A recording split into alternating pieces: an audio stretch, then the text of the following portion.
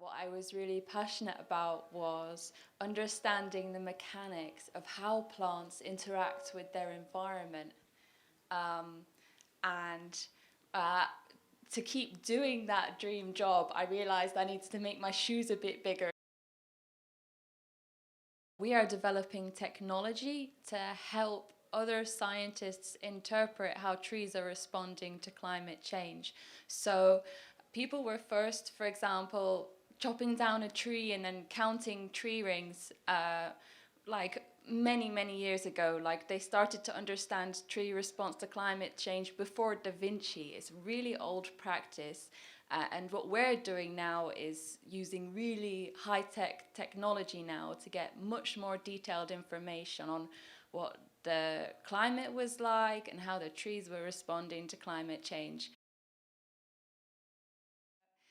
Sometimes it's assumed that because it's getting warmer and there's more carbon dioxide in the atmosphere that trees are going to grow faster, but we actually don't know that. Just as I was talking about water loss, there's problems with drought and with insect invasions. So it's really important for us to continue to research this.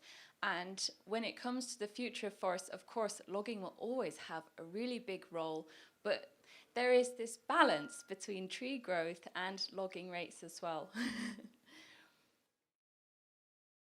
Finland's land use sector has become a carbon source rather than a carbon sink. And this is largely because of tree cutting rates, which is logging. And that's because over time, the tree growth has started to level off. It's not stopped growing, it's just not increasing every year. But the logging is increasing as if tree growth is still increasing. So this is a really hot topic. And unfortunately, it's kind of this topic of philosophy, are we going to care about Finland's carbon emissions or not?